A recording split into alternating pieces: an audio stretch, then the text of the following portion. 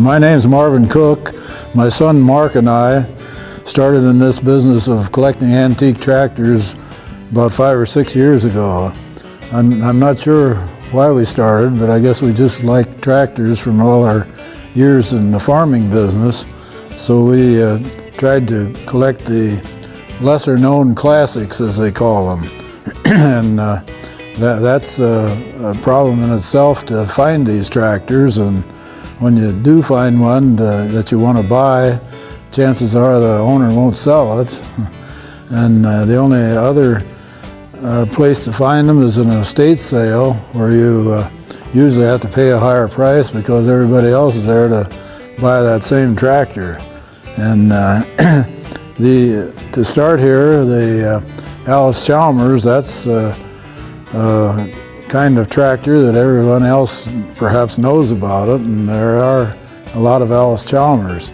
This particular tractor here is a Model RC. This is a Model B Allis-Chalmers, and we got this tractor with some others from an estate in Texas. It's not a rare one among Allis-Chalmers, but it is very nicely restored, and it's a nice tractor to have in the collection. This is an Allis-Chalmers D10. That was one of the early tractors in the D series. It was made in '57, and according to the serial numbers, it's the 11th D10 that was made. And it seems like a lot of collectors are trying to find D10 tractors, and they are bringing a premium price right now. This is a Massey Harris pony tractor. That was the smallest tractor that Massey Harris made at that time. And Massey Harris tractors were made in Canada, and there were a lot of Massey Harris ponies made in France. That was a popular tractor over there because of the small farms in France. This tractor here is Earthmaster. That's one of the rare ones now. They were made in California, and later the company moved to North Carolina.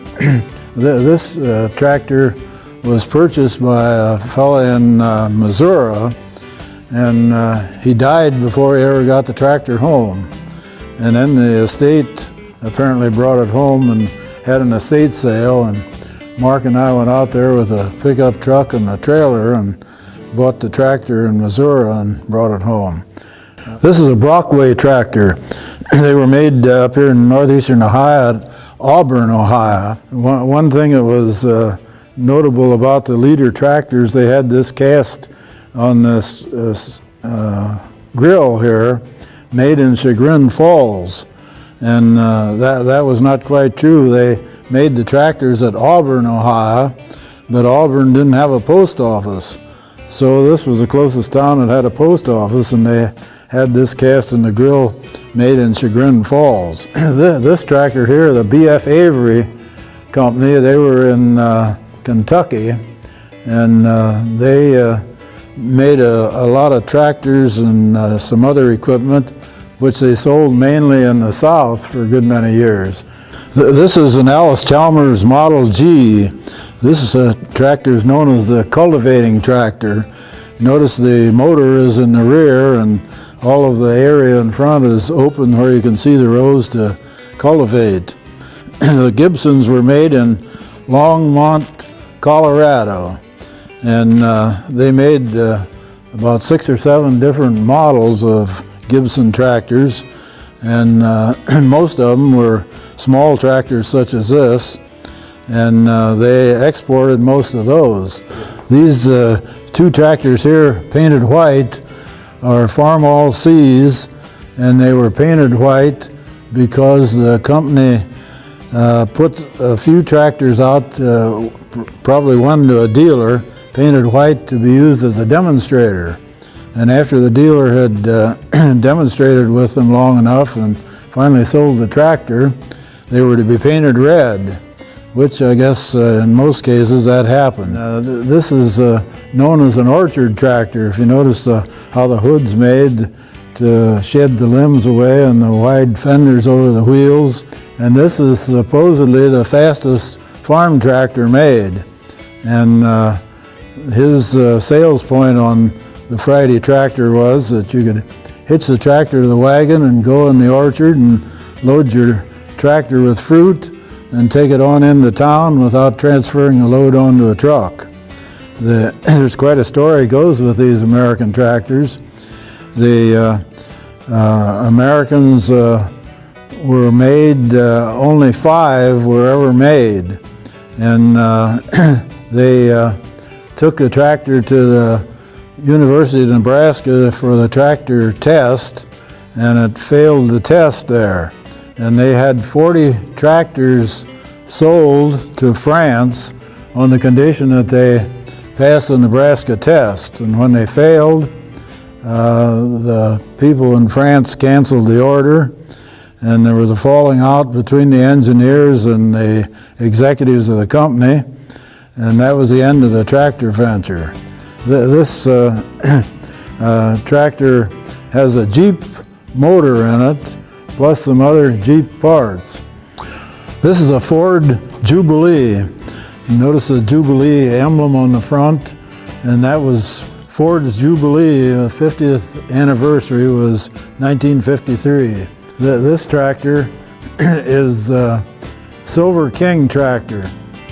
They were made in Plymouth, Ohio, out in western Ohio, and they made railroad locomotives was their main business. There are a lot of John Deeres, but this was one of the early ones that we started our collection with before we were hunting the rare ones. So it's a nicely restored tractor, and a Model H is a little bit hard to find. And this is a wide front end on this CA tractor, which is a little bit rare also. It's a nicely restored tractor, one we happened to find in Vermont, so that's one that came a distance too. Most of these tractors were made and sold without a motor, and a Model A Ford motor fits in this tractor. And their story was that you could go to a junkyard and find a wrecked Ford car and get the motor out of it and put in your tractor and have a tractor for less than $500, which was important back in Depression times. This is a Gibson H. I mentioned earlier the Gibson H and I model tractors were 2 of the rare ones. There were perhaps fewer than 500 of each of those made. This is a Allis-Chalmers tractor. It's all hydraulic. The mower is hydraulically operated, and even the drive on the tractor itself is hydraulic.